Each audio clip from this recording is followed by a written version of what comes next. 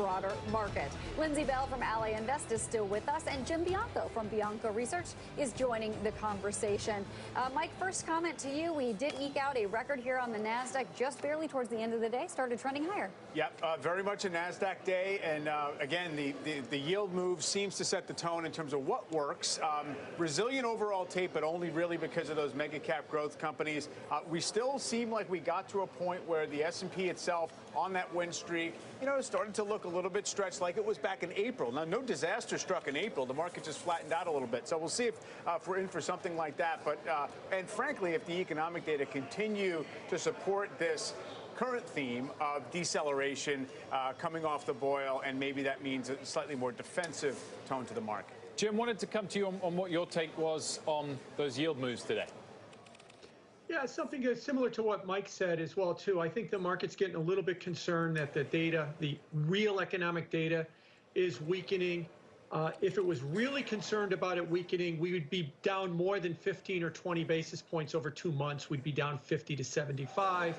So I do think that there is an undertow of an inflation worry in this market. Again, I think that after we went from 50 basis points last summer to 1.8%, to back off to 1.4 or so right now is not really that much if we were really concerned about the economy slowing.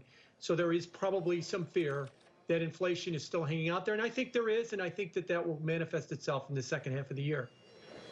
But if inflation is still out there, Jim, and it is indeed transitory, is that really going to be a big concern after living for so long without really any inflation to speak of? And we've been talking about the strength of the U.S. consumer.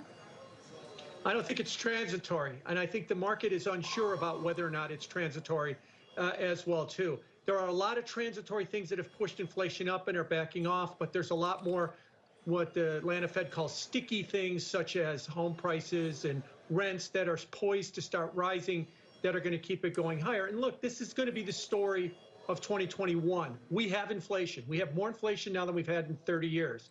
The question is, how fast does it go away? That's the transitory story. I'm in the camp that it's going to go away a lot slower than people think, and that it's going to hang around a lot more. I know that there's others in the market under 140 has got people thinking that it's going to go away a lot faster. We'll see how this plays out over time.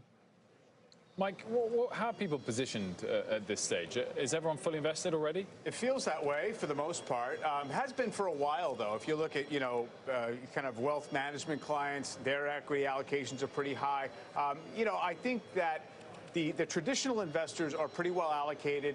There's some kind of quant strategies that have been kept off balance by the fact that the market has been choppy back and forth, and maybe it's not all in. Margin debt has tracked with the gain in the indexes themselves. So it's not that they've necessarily overshot, but it feels as if people are fully participating right now. And people hate bonds. Any individual investor, people who have a choice not to own bonds, don't own bonds right now. So that tells you where people are leaning. It doesn't tell you that that's somehow a market peak, because bull markets remain sponsored by the majority for a long period of time. Lindsay, we haven't talked about this yet during the show, but we did mention at one point that there is new data showing that the Pfizer vaccine is only 64% effective against this new Delta variant. Is the Delta variant and the potential impact here in the United States something that is at all entering investors' minds at this point?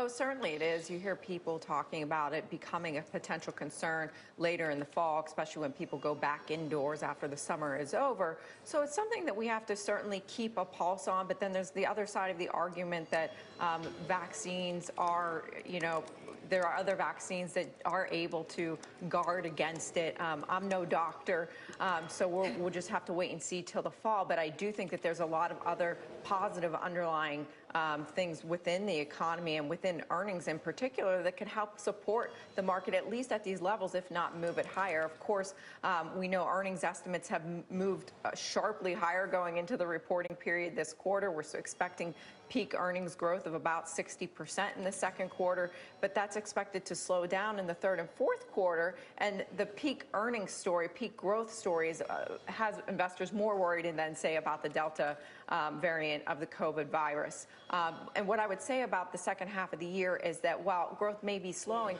it's still going to average about 19% into the second half of the year, which is well above the historical average. And I know as you get out into 2020, you're going to get even more tough comparisons. But to the extent that those numbers can continue to move higher and the momentum can stay in place that we have seen in pushing EPS up over time, that could be a support for the market, at least at these current levels.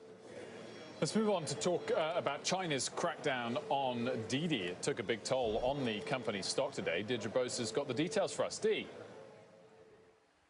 Well, if those Didi shares falling 20% today below that $14 IPO price, but the fallout, as we've talked about, is broader than Didi. SoftBank, the ride-sharing company's biggest shareholder, fell 5% in Tokyo at the start of the week. Uber, which has a nearly 13% stake in the company, it was lower on today's session as well. JD.com, Pinduoduo, Baidu, some of the biggest Chinese names that are listed in the U.S., falling as much as 6% today. And even, check this out, Alibaba down nearly 3%. It has already faced the Chinese authorities and paid a nearly $3 billion fine. It was under yet more pressure. And guys, that raises another question. How far will Beijing go when it comes to this crackdown? I'm sure a question that many investors in these names and others are wondering. Back to you. Dee, thanks so much for that. Jim Bianco, let's get your fresh take. We haven't discussed it with you yet. I mean, is this a big surprise to you? Is it going to be a big blow to China long term? I think it's going to be a devastating blow to China. Let me not mince words here. China's blowing it. They've had a quasi-capitalist experiment going on that has led to growth, has led to increases of wealth.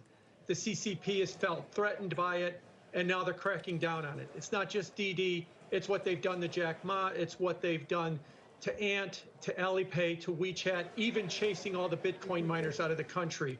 I think you look at all of this in collective and whatever else they do next week and next month, and the grand toll of this is going to be, it's going to cost more to do business in China. It's going to shut them out of capital markets.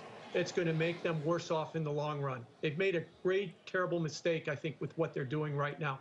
All because they got mad at Didi because they didn't list in Hong Kong or Shanghai, and they wanted to punish them because they listed outside of their country. Doesn't make any sense to me. It's a very interesting viewpoint. Lindsay, if you are a U.S. investor and you want exposure to China, to the large consumer base that's there, what would you be advising? Is it just too dangerous, too risky to invest in these names that are listed here in the United States because of the overhang from the Chinese government?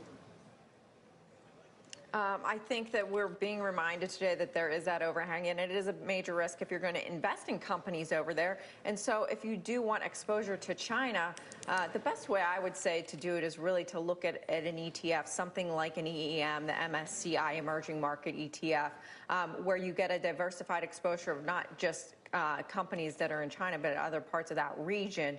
You get 20% exposure to the tech sector, and you're going to get access to some of the companies that you just talked about right now, like Alibaba, Tencent, Taiwan Semiconductors in that. Those are the three largest companies within that ETF. So it's a better, safer, probably play to gain exposure to the region. Lindsay and Jim, thank you both for joining us. Great to see you. Thank you. The tech sector was a bright spot today and has been